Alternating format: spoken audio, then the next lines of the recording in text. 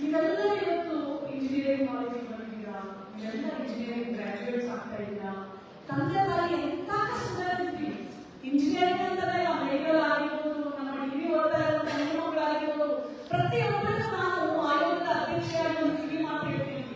ತಂದೆ ತಾಯಿ ಓದಿಸ್ತಾರೆ, ಕೂಲಿ ಮಾಡ್ತಾರೆ, ಫ್ಯಾಕ್ಟ್ರಿಗೆ ಹೋಗ್ತಾರೆ, ಗಾರ್ಮೆಂಟ್ಸ್ ಹೋಗ್ತಾರೆ, ಎಲ್ಲರೂ ಒಬ್ಬರು ಮನೆ ಕೆಲಸ ಮಾಡ್ತಾರೆ, ಲಾರಿ ಓಡಿಸ್ತಾರೆ, ಆಟೋ ಡ್ರೈವರ್ ಆಗ್ತಾರೆ, ಕ್ಯಾಬ್ ಓಡಿಸ್ತಾರೆ, ಮಕ್ಕಳನ್ನ ಓದಿಸ್ತಾರೆ, ಹೊಟ್ಟೆ ಕಟ್ಟಿ ಓದಿಸ್ತಾರೆ.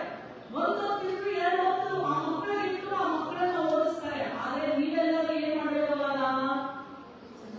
ಏನ್ ಮಾಡ್ಬೇಕು? ಓದ್ಬೇಕು. ಅವ್ರು ಓದಿಸ್ತಾರೆ, ನಾವು ಓದ್ಲಿಲ್ಲ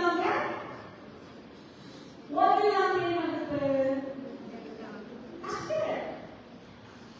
ಇನ್ನೊಂದು ಮದುವೆ ಮಾಡ್ಕೊಂಡು ಹೋಗೋದು, ಇಲ್ಲ ಅಂತಂದ್ರೆ ಯಾವುದೋ ಒಂದು ಕೆಲಸ ಮಾಡ್ಕೊಂಡು ನಮ್ಮ ಜೀವನ ನಡೆಸ್ಕೋಬೇಕು. ಇವತ್ತು ವೇದಿಕೆ ಮೇಲೆ ಅಡಿಷನಲ್ SP ಅವರಿದ್ದಾರೆ, ಅವರು ಓದಿ ಕಾಂಪಿಟೇಟಿವ್ ಎಕ್ಸಾಮ್ಸ್ ಎಲ್ಲ ತಗೊಂಡು ಮತ್ತೆ ಅವರು ಅಡಿಷನಲ್ SP ಆಗಿದ್ರು.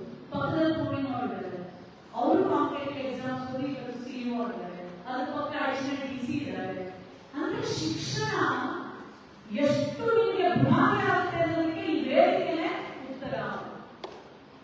ಎಲ್ಲಿ ನಾನೆಲ್ಲ ಆಗ್ತೀನಲ್ವಾ? ಆಗ್ತೀನಲ್ವಾ?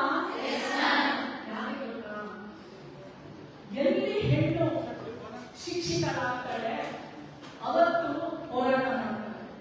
ಎಲ್ಲಿ ಹೆಣ್ಣು ತನ್ನ ಕಾಲ ಮೇಲೆ, ತನ್ನ ಸ್ವಂತ ಕಾಲ ಮೇಲೆ ಅಂತಂದ್ರೆ ತನ್ನ ಪಕ್ಷದಲ್ಲಿ